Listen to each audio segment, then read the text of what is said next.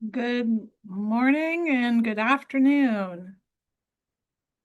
I see that we still have people joining, so I will give maybe another 30 seconds and then we'll kick off.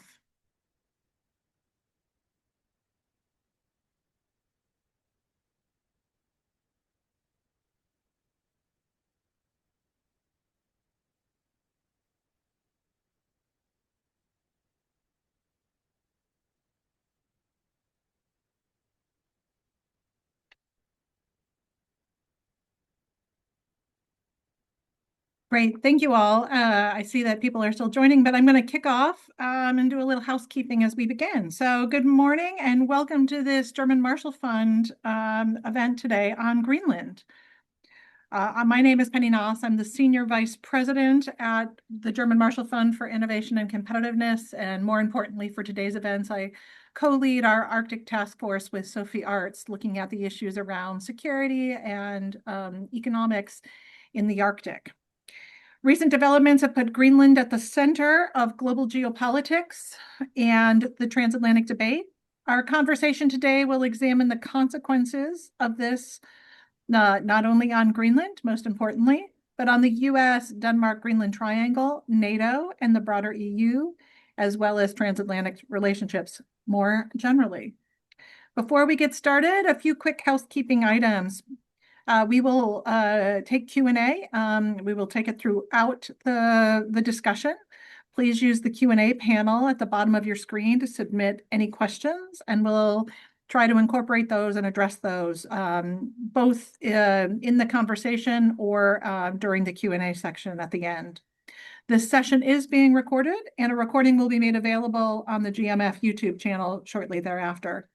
So with that, let's get started.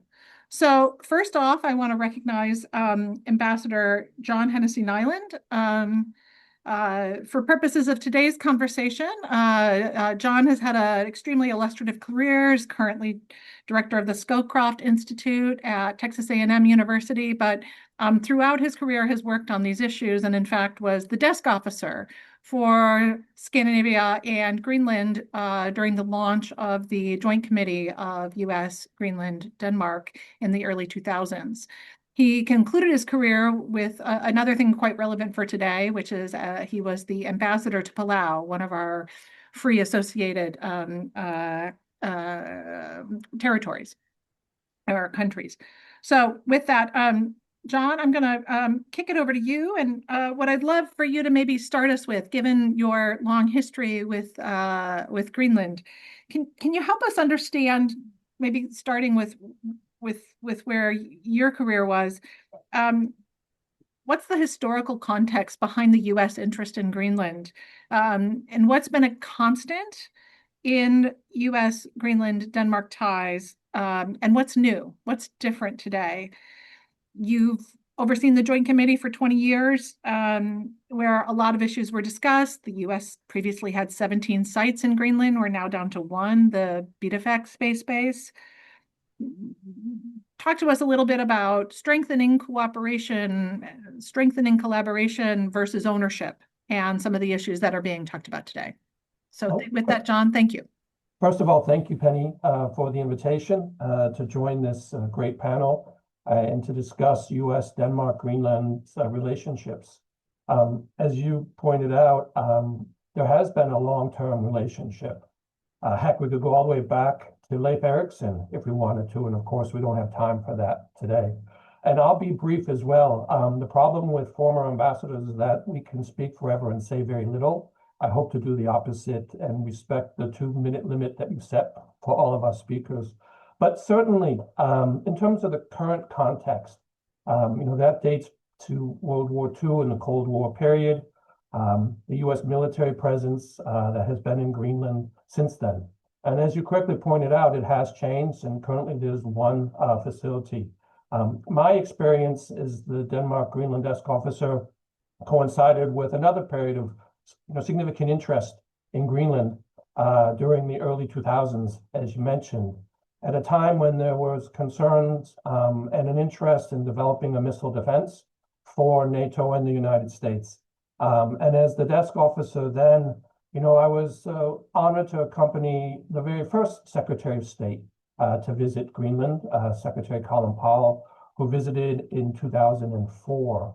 And that visit was focused on two parts of the relationship. And I think it's important to keep in mind both parts of the relationship. Certainly now, there's a significant focus on our military relationship and concerns about potential PRC or Russian malign activity in the high north.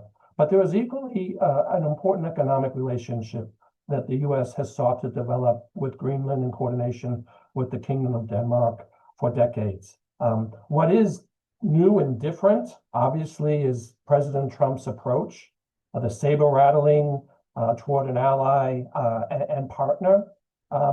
Also new, relatively new, and this was mentioned by Foreign Minister Rasmussen just recently as yesterday, is that concern, increasing concern about potential malign behavior by actors in the high north and the North Atlantic. Now, I'd add another dimension that's relatively new, at least has gained increased attention, is climate change and the impact that is having on Greenland in terms of sea lanes and access to Greenland, which provides both risks in terms of climate change, but potentially also opportunities in the economic space. And I'll leave it for the moment. Thank you, John. Thank you for helping set the scene there. Sarah Olvey is chair of the Inuit Circumpolar Council and a former member of parliament for Denmark and Greenland, and was a vice premier and minister as well in a former Greenland government. Sarah, thank you for joining us today. Can you talk a little bit about how President Trump's rhetoric about owning or acquiring Greenland is shaping political and social sentiment within Greenland? Has it changed how people are seeing the U.S.? And from your vantage point, what has been the outcome of the U.S. framing Greenland as something to be acquired? Well, first of all, the response from the Inuit Circumpolar Council, which we issued approximately a year ago, when we had the situation in 2025 of Trump Jr. arriving in an airplane here in Nuuk, where I am right now, conveying the message from Inuit across our homelands, including in Alaska, Chukotka, Russia, and Canada, and us here in Galashiq Nunaat, Greenland, that there's simply no such thing as a better colonizer. We immediately saw the connotations to former times worldviews of superiority and imperialism, and we had to respond to that, making it very clear that we reject such an approach, and called also for a year ago, and we continue to do so now, and the government of Greenland does as well, on a dignified dialogue based on diplomacy and based on mutually respectful cooperation. And that's also been the very clear response from the people of Galashiq Nunaat, Greenland. The vast majority of the population here have clearly rejected any talk about being taken over or bought or acquired. We have a self-determination arrangement and it doesn't exist in an internationally legal void. It is based on international law and negotiations that we as Inuit are very proud of having gone through and asserted through our own, agency and building those relationships with the states that we live in and the states around us. So the reply from the population here in Galashiq Nunaat, as well as from the Inuit Circumpolar Council, has been very clear. And I think it has changed how the population here does view the US. And as we just heard, many decades we've been working on the basis of mutual respect, building a partnership. And the message, as I hear it from the government of Greenland, continues to be clear that trade, yes, please, but being traded with as a people, no, thank you.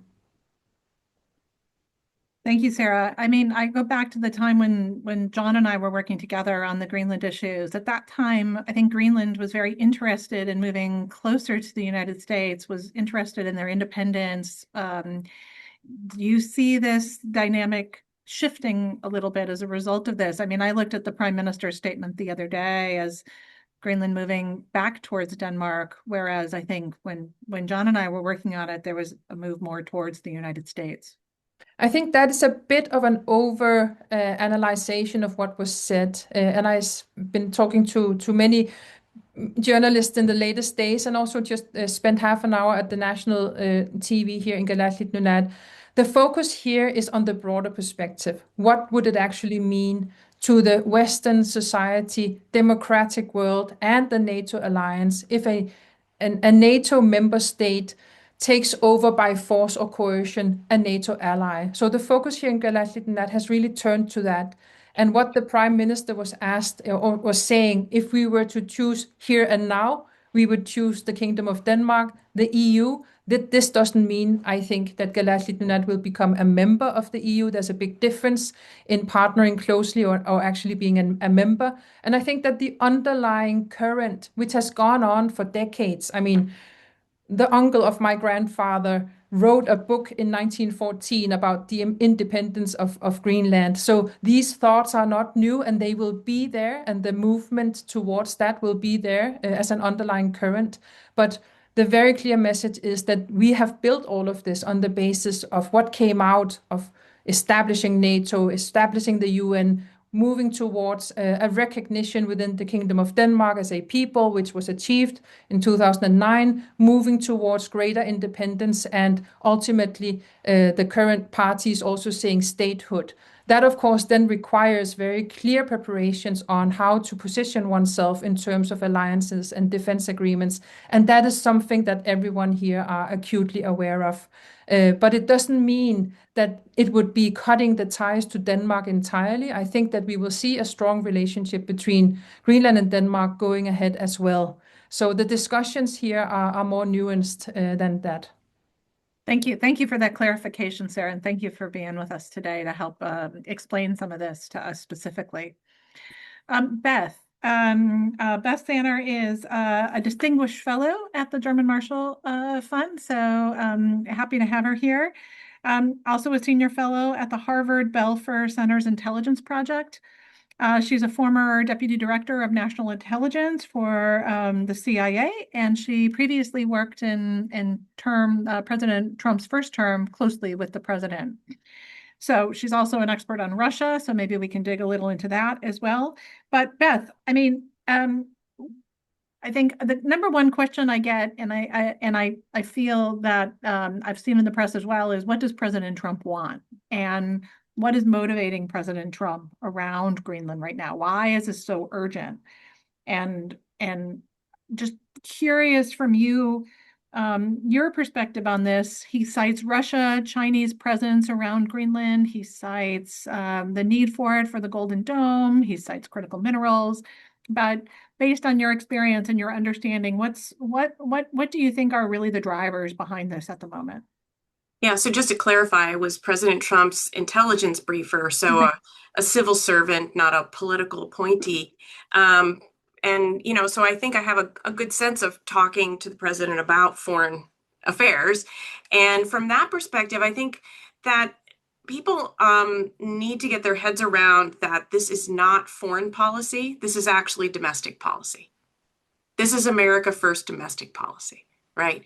And one of the things I think that I hear people talk about is, you know, President Trump understanding maps. And President Trump loves maps. He loves geography. And when you look at a map, he sees Greenland, you know, kind of like Russia looks at Ukraine in a way, as, you know, our near abroad. And it's a very physical thing, right? Greenland is classified as a North American body in geographic terms, even though its heart in and relationships and anchoring is with Europe. But also the Inuit community, Sarah, I think connects, you know, all of these peoples across Canada, right? So there are these connections. And so I think he thinks of Greenland as being in a very tangible and kind of physical way. And this is why he talks about it as being, you know, obviously it should be part of America, right? That's how that goes. And, the national security strategy and the declaration of the Trump corollary to the Monroe Doctrine, which he and others have called now the Donroe Doctrine, is a manifestation of this, seeing these entities, these countries that are in our near abroad as being a place where, the administration does not want any foreign competitors to be present.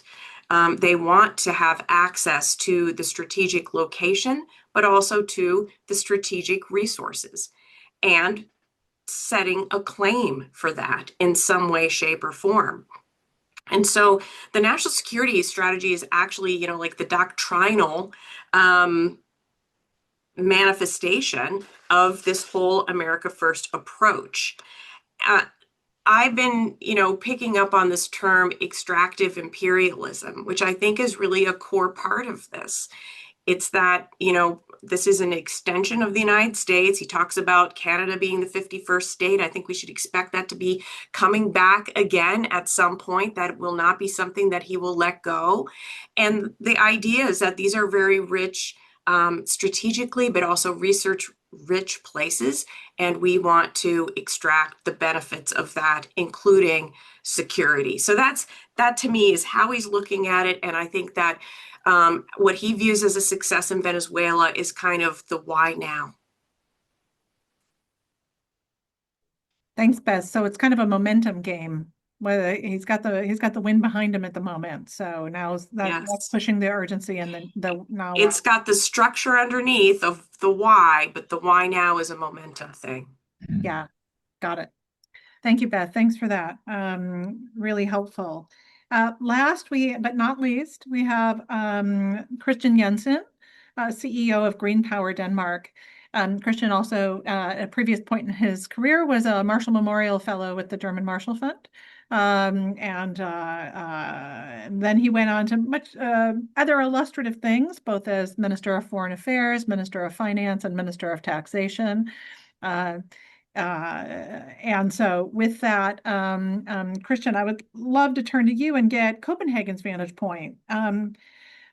Because this is a triangle, and then we can add on EU and NATO as kind of making it more of a Pentagon type question.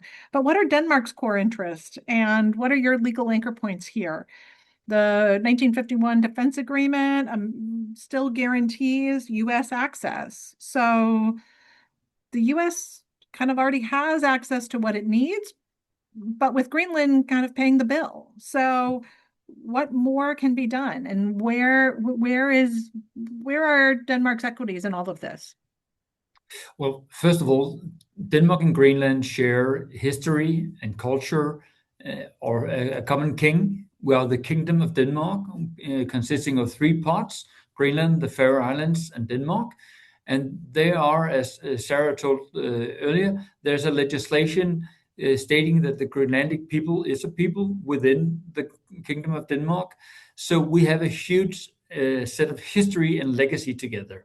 And Beth just said that President Trump was fond of maps. I would have loved if he would have been fond of history, because US has repeatedly through history recognized Greenland as part of the Kingdom of Denmark.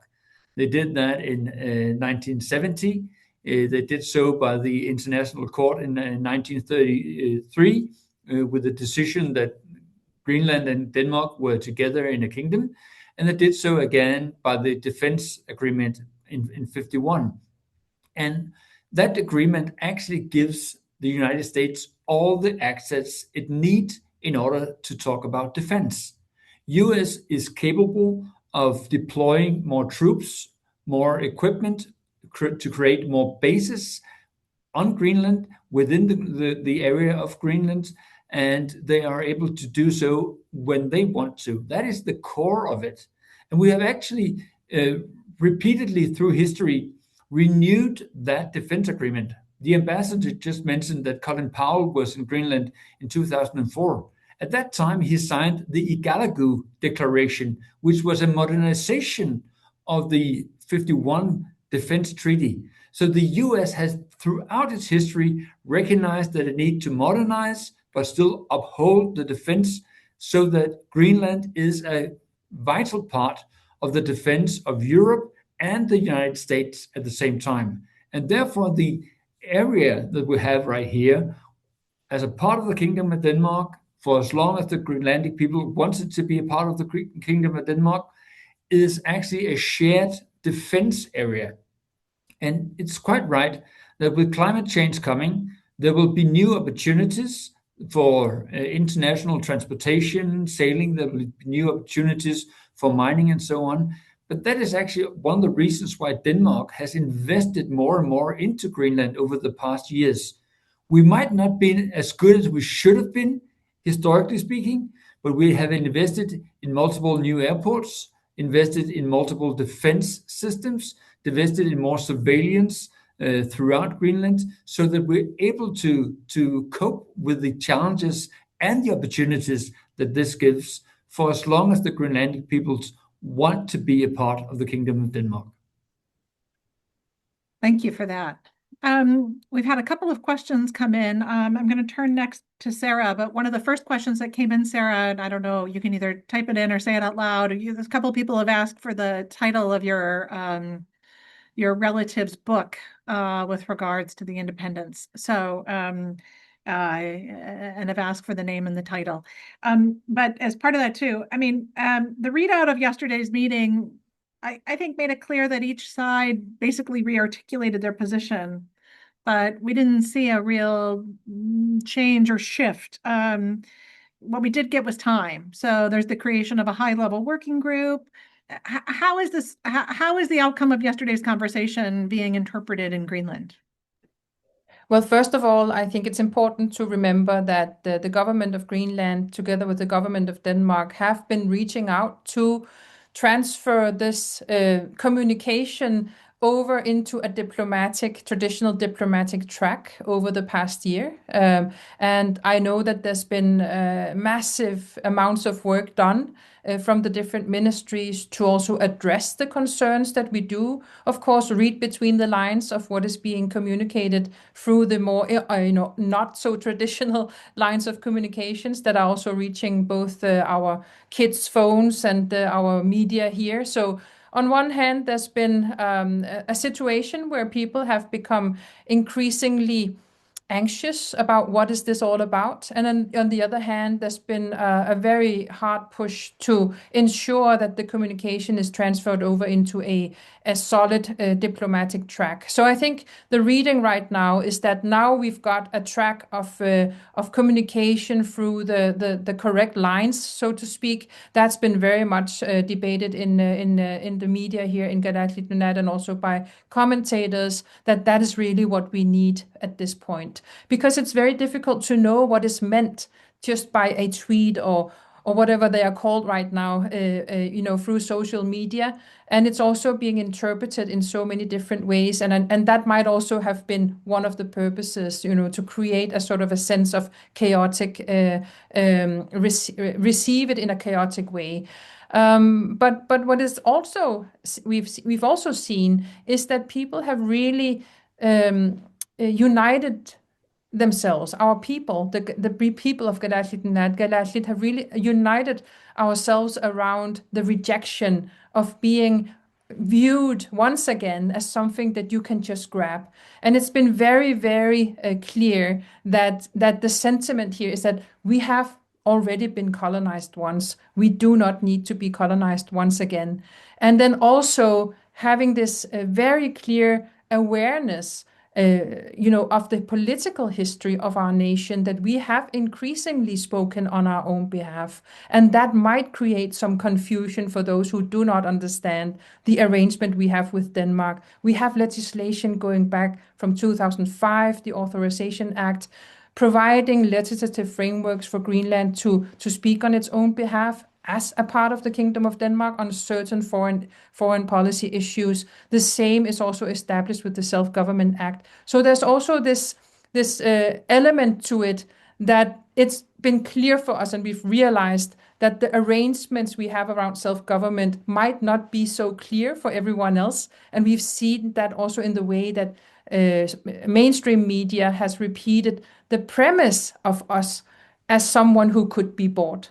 So there's been a huge movement and a huge sort of loud response to that from the Greenland side, from many, many different voices rejecting that premise. And I think that's also an important point to get across the board into the American media and public debate. Thank you, Sarah. Thanks for that. John, coming to you. I mean, again, you were kind of at the beginning of the Joint Committee. So with what was announced yesterday, what do you think is different? How should this be approached to expand? I mean, will this expand on existing things? Will it take us in a new direction? How do you see this high-level working group moving forward, and what could be, a pragmatic or role for it to play in kind of bridging some of these gaps in terms of goals? Yeah, thank you, Penny, for the question. And I'd like to first briefly follow up on some of the comments from previous panelists. President Trump, as Beth alluded to, and I think Sarah and Christian as well, is not a traditional president, nor does he want to be. And I don't think we should tilt at windmills in this regard. He sees Greenland, as Beth explained, and in my experience, having been an ambassador in one of the Compact of Free Association states, his focus is on the homeland, on America first. And he looks at maps in that way and what is necessary to protect both the security and economic interests of the United States. And I think that's valid. His approach is very different. And I think we have to understand that. And there's a lot of noise around his approach.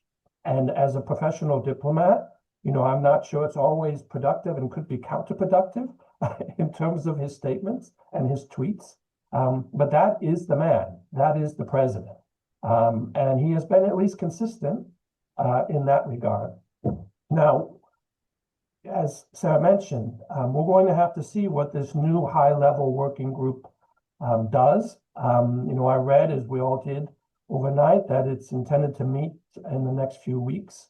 And obviously, we all saw that Vice President Vance joined the meeting and hosted the meeting, which is an indication of the importance that the administration is putting on this new high-level group. And to be frank, it's also indicative of the pressure campaign, the momentum that we just spoke about, that this administration wants to maintain on Denmark, on Greenland, on the European Union, on NATO, to do more.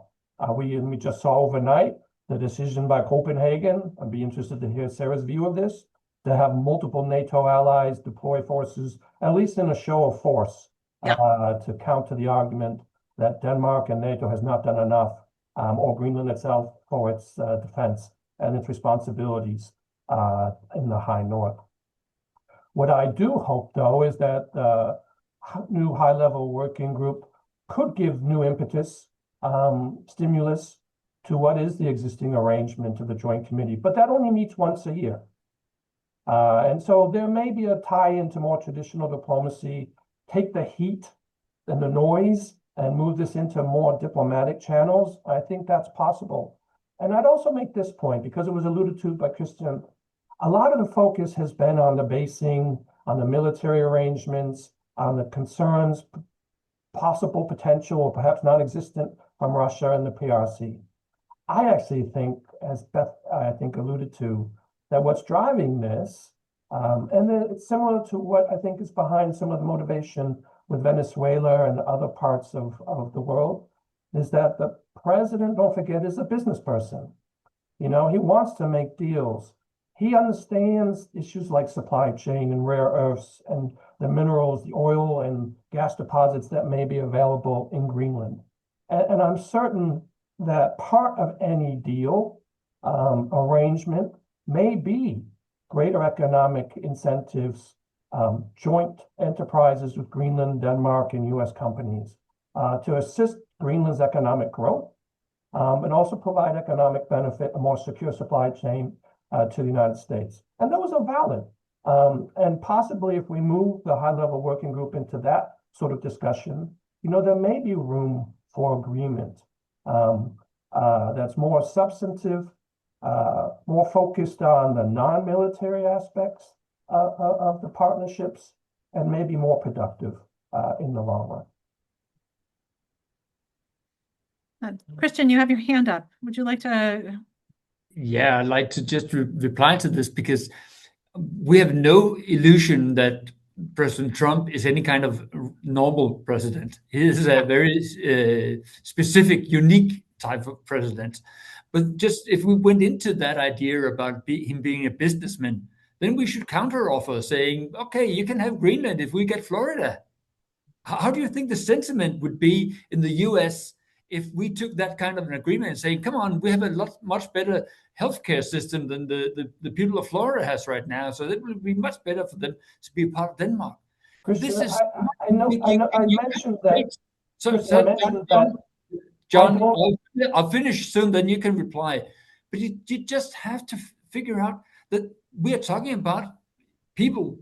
We're not talking about real estate. So we need to find a way to get into it. And if the president has come and said, let's find out how we can do more business-oriented cooperation. Let's find out how the US can invest more in Greenland, that we can extract minerals in a sustainable way for the Greenlandic people, and the influx of raw materials to US.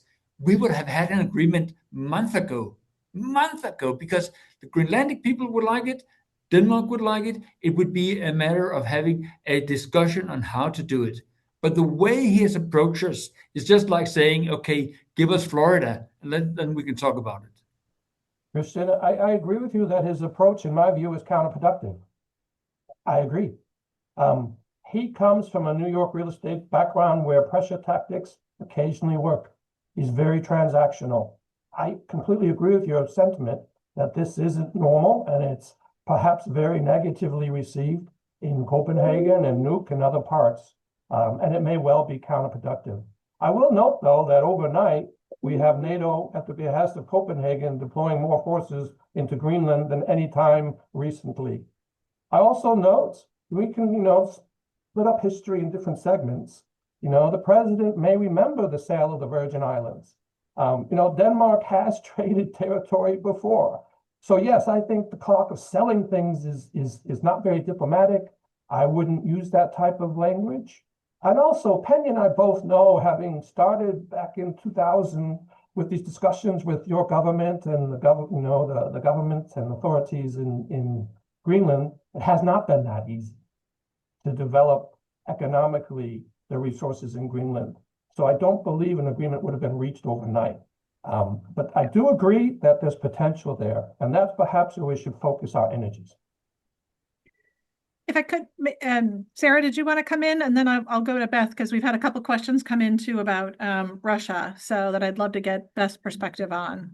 Sarah, would you like to reply? Yes, thank you. And if we try and compartmentalize a little bit, we've talked a little bit about the Joint Committee. The two formal tracks that we have existing already is the Permanent Committee and the Joint Committee. And the Joint Committee, as it's already been explained, was established in 2004 as a trilateral body for also Greenland's participation in possible new areas to build business cooperation with the US, to build on environmental cooperation. And we saw a follow-up on that in 2019 when Greenland signed 2 memoranda of understanding directly with the US, specifically focusing on resource development and energy, and the energy sector. And 2020, again, we saw a complex of agreements signed trilaterally with Greenland, Denmark, and the US, and also a couple of them bilaterally again with the US. So the message also in the previous Trump administration, towards the previous Trump administration from the Greenland government, has been clear that there was a desire to build a trade relation and expand a trade relation also on, for example, the area of mineral resources. So the permanent committee was established in 1991 as a specific committee to work on the military and security issues. And also there, Greenland is at the table. So the dialogue and the tracks for those dialogues for the US's military presence in Greenland and expanding trade have already been there. And they could have been utilized and expanded upon very easily, because the people of Greenland through the government has been clear that there was a desire and there is a desire to expand trade. I do want to come back to the issue of NATO, because this is where I think we are now seeing an escalation in the seriousity of this situation. And I think that it was a wise and clear-headed message from the Prime Minister of Denmark last week to very clearly say that any forced taking over of Greenland would be the end of NATO. And this is something that we've also been aware of here in Kalaallit Greenland, that this situation potentially, and now we see that in reality, is not only about Greenland. It's not only about Denmark. It is about what was built after the Second World War, what the states agreed to in 1949 when NATO was established, what the world agreed to when the UN was established, to no longer go back to times where peoples and nations could just be traded, where we wanted everyone around the table dignity and equality for all peoples. And that is what we've been building on. So everything that's happening now, if it continues within the rhetoric of just taking over, buying, acquiring, without the free will of the people of Greenland, it would take us 100 years back in time in terms of developing the democratic world we know today. And as I said to one of the international media calling the other day, I think that if that happens, the US can no longer call itself the land of the free. This is where we are right now. And therefore, I think that's the reason we are seeing so many Western NATO allies standing shoulder by shoulder with Denmark and Greenland. But I do also share the concern that how that will be received in the broader geopolitical picture. And I did see some responses from Russia, for example, today, and China the other day. So we also need to concentrate on de-escalation now. And I think that is something that really weighs heavily on every single leader from the Arctic states, and of course also the states that we are talking about here today. If I could, Sarah, maybe to cue off of a little bit about the Russia-China comment you just made. There's quite a few questions in the chat, I think, coming from a couple of different angles about the Russia-China question, and in particular also the impact on NATO. And Beth, would love your perspective on, there's a lot of conversation, and the issue in some ways is being framed as some of the commentators in the Q&A have mentioned, the way this is being framed, the way this is being approached is not helpful, and in many ways. But there's also a lot of questions about, is Russia the ultimate victor in all of this? Is Russia behind it?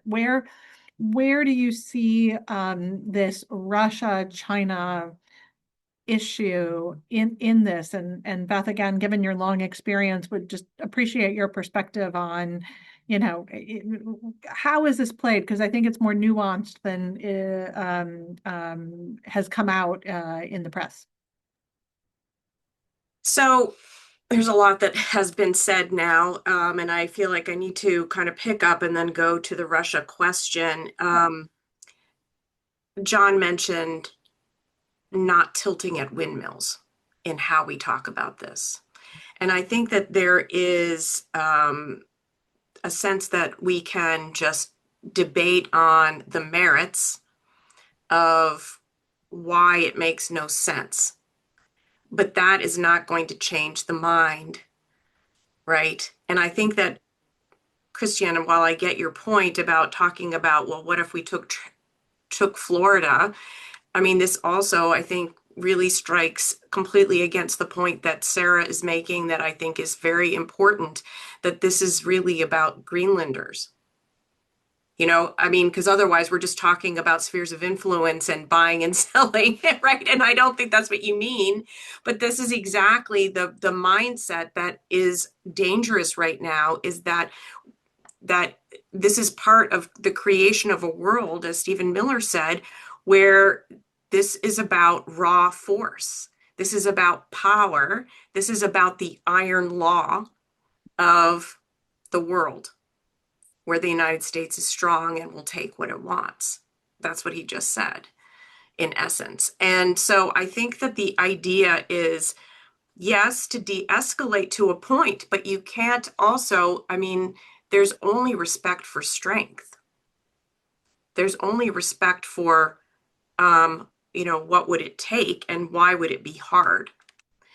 And I think that one of the arguments that I've been making is that really it's not, this Trump administration, President Trump talks about NATO sometimes as if we are not members, as if the United States is not a member of NATO. But I actually think that the only way to protect the United States interests related to Greenland and to make sure that Greenland can be prosperous is through a NATO construct, because the United States doesn't actually have the capabilities that all of the Nordics, UK, Canada, and Greenlanders themselves have in order to protect Greenland and make sure that it is part of the Western construct of nations, and where it can be prosperous and, and independent. But, we just don't have that. We don't have icebreakers, right? We don't have Nordic trained troops, Arctic trained troops. We don't have equipment that can operate in the Arctic. We can't develop the Greenland resources alone because we don't have the capabilities. And so I think that really thinking about this and framing this in a way that is, actually the only way to do this, just like the only way America can do shipbuilding is if we partner with Finland and Canada to do the Arctic Icebreaker Initiative, or with South Korea to rebuild our naval capacity. It's the same here. And that's a framing that has worked with this administration. And the second part of this, I think, is it's a very fine line to between standing up from the Greenlander perspective and from Denmark and the other European nations involved, standing up and showing what is at stake in terms of breaking apart NATO, and the line there of doing Russia's bidding, right? Because the more that we frame this as you're breaking apart NATO by doing this, the more you actually give Putin his dream, which is to break apart the United States from Europe. That said, I think that must, those consequences are quite real. They are enormously consequential, generationally consequential for all of us in a very bad way. And so we shouldn't sweep that under the rug, but I think we should be aware that this benefits Russia, because this concept of the near abroad, this concept of spheres of influence is exactly what Putin is aiming for. And by us moving in this direction, it helps Russia. And unfortunately, on the Reuters interview that President Trump had yesterday, he reverted back to the idea that it is Russia who wants to have peace and that Zelensky is the problem. And that anchoring will always revert to that anchoring, no matter what happens. I just don't think that the wiring can be rewired. So strength, not capitulation, not conciliation, is the only thing that a country that talks about hard power and uses hard power, that it could be understood. If I can jump in here, because Beth, I totally agree with you that Russia, and for that matter, China, are the true winners of the conflict we have right now, because we have been focusing all our energy and attention span inwards to a discussion between US, Greenland, and Denmark that we could have solved in so many other ways if we have sat together and modernized the defense treaty. We could have modernized the defense treaty. We could have built on the 2004 business agreement and find solution to move forward. But right now we're using all our efforts to discuss with each other, and a group of European nations have now sent small numbers, but still symbolic number of troops to Greenland to be part of a common exercise there. Some of them will be there on a permanent rotation scheme. So we're doing all of this and taking the attention away from who we really should be focusing on. And if I'm sometimes sounds a bit frustrating, it is because I know that we could have solved this so much better for the US and Greenland and also for Denmark if we had sat together and find a solution a more traditional way. Let me just ask a question, if I may, Penny, of Sarah. And one of the things that I think is kind of an interesting point is, you know, the sentiment of the Greenlanders and all of these treaties and committees and things. I have in listening to people talk about Greenland from especially the Republican perspective, former Vice President Pence talking about buying Greenland. Last night, one of the Republican senators on the Foreign Affairs Committee, when I hear them, I hear really a lack of knowledge about structures, about how people think. And so I feel like there's a real lack of understanding, and education is needed. And I'm not saying that hasn't been tried, but I don't think it's getting through. And I'm wondering about, you know, when will there be a referendum, or should there be a referendum just to make the views of Greenlanders so crystal clear? So what can be done in terms of the education part of it, because it just seems so lacking. It hasn't been on the table to do a referendum right now. It is a part of the agreement with Denmark that Greenland can declare independence on the basis of a referendum.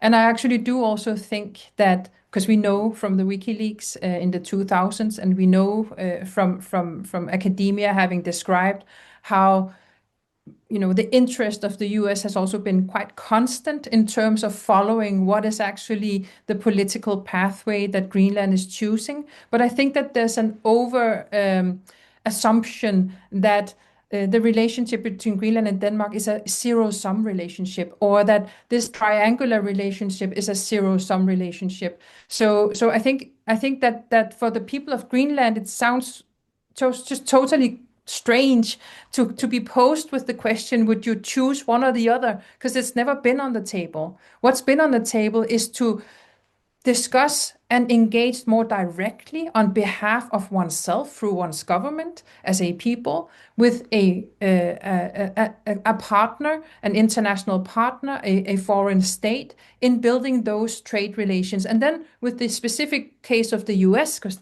this other thing has been going on with many other states. Greenland has strong partnership agreements with the EU, first and foremost developed by Greenland's own agency after Greenland left the EU in the 80s.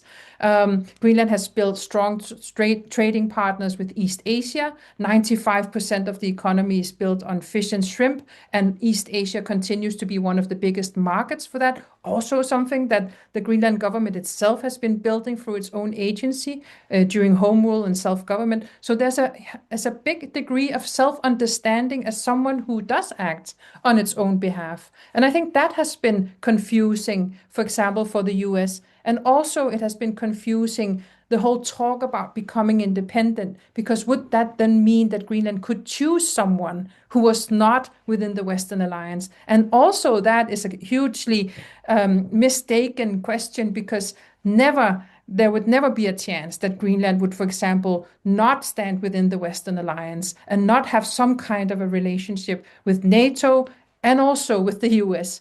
People here are very cognizant of the basic fundamental strings that Greenland has in terms of security and defense with the US. It's recognized widely that the 51 agreement is exactly as it was laid out, that the US has a quite free hand to act in Galashlitnat by consultation with the people of Greenland through the government, as it was also agreed upon in 2004. So there's not really any questioning about where Greenland stands in terms of the alliance, but also in terms of having a bilateral, in the future, continued defense agreement with the US. So I think that much of what's been debated has also, meant raised eyebrows here and just a big question mark. What are they talking about? That's what exactly we've been, that's exactly what we've been building on and have expressed a very big desire to continue building on. But the thing about the prospects of becoming an independent state, that is something I think that needs to be explained a little bit better by the current Greenlandic politicians, and I've also said that here in the debate. What does that actually mean? When you talk about statehood, what would you need to go to do from A to B in between to actually have a state that would then also be respected and recognized? And that's where I think we have lacked, some details from the people of Greenland. And also maybe the reason for that maybe also being that it's actually sometimes a little bit difficult to discuss it with Denmark, because we also have some reactions from the Danish side when that is brought up. So I think that my recommendation to everyone is to really educate ourselves on what is the actual history of our relationships and what are the opportunities already existing, both in terms of existing agreements, but also on the basis of what the peoples have expressed desire for, because it's all been pointing in one direction, and that's greater and more stabilized and more direct cooperation. And I think that there's not been any doubt about that here in Greenland. Important point, Sarah. Thank you for that. I'm just cognizant we're about 8 minutes out. I know there's a lot of Q&As that we've received. I would say a lot of the Q&As we've received in some sense have been more comments than questions, commenting on some of the points that the folks are making. Thank you for those. I can't recognize each and every one of them. But I think just to maybe as we're in the final few moments, being pragmatic, what do we need to be doing in the next few months? I mean, again, there's this point about continuing to explain and the Greenlandic point of view, helping to educate folks on this.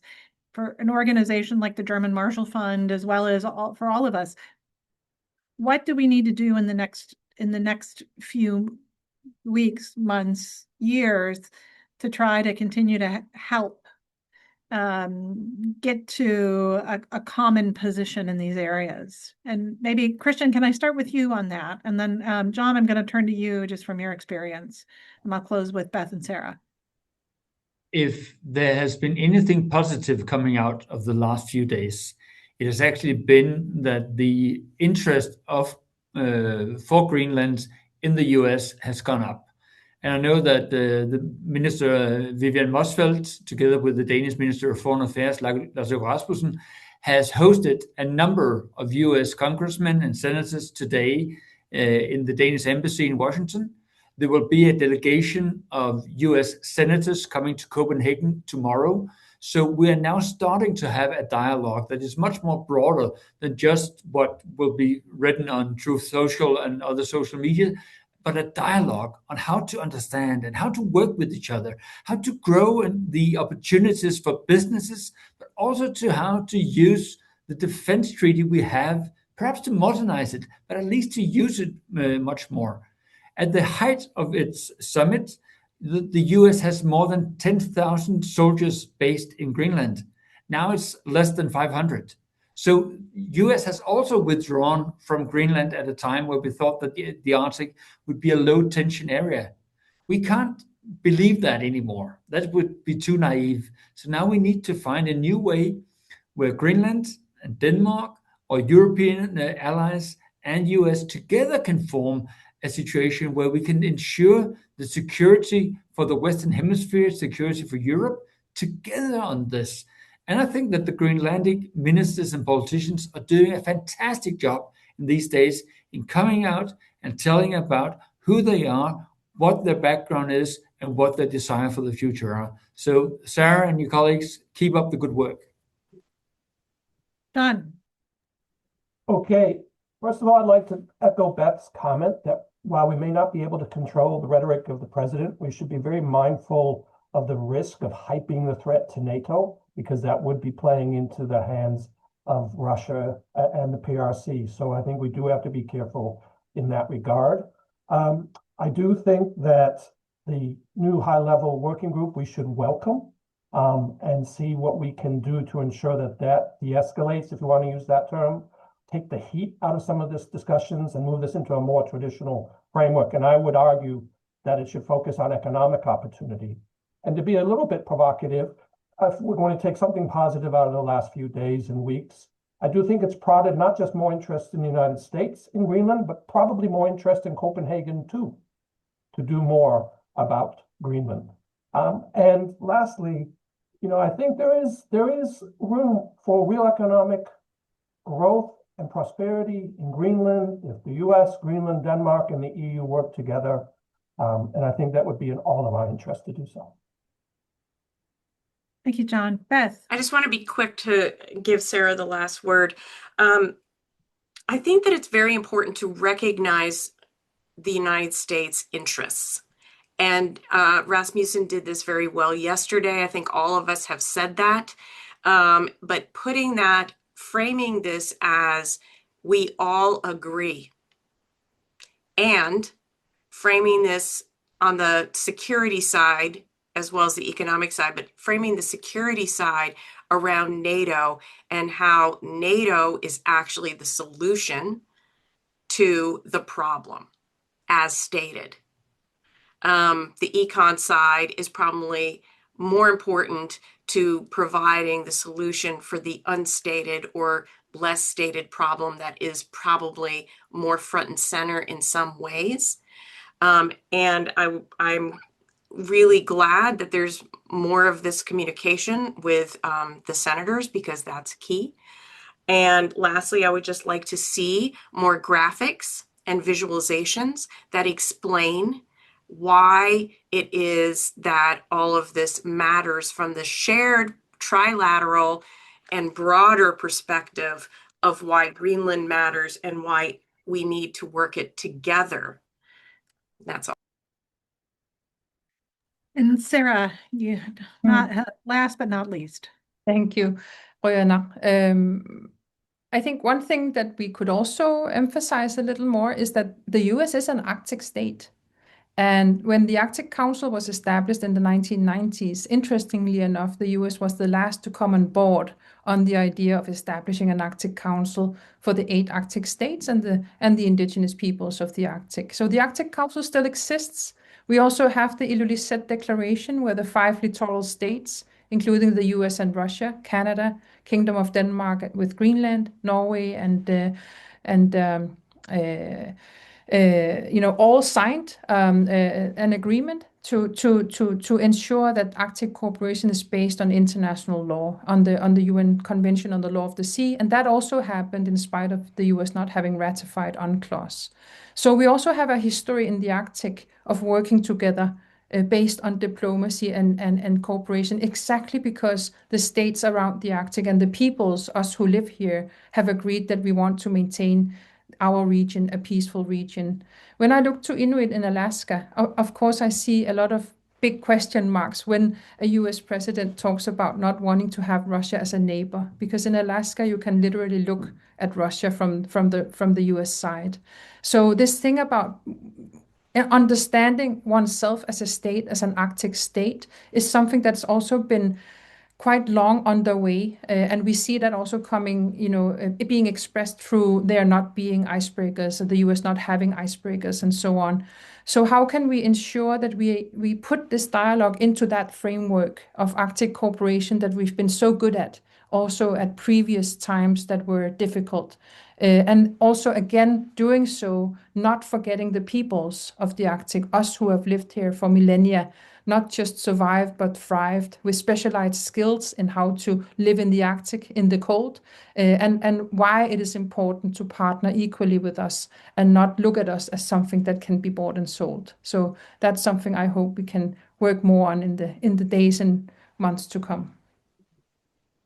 Well, thank you. Thank you for that. Thank you, all of you who joined us today. Sorry if I know there were some Q&As in the question. I tried to weave them in as best I could. So sorry if I didn't fully address your questions, but thank you for your contributions.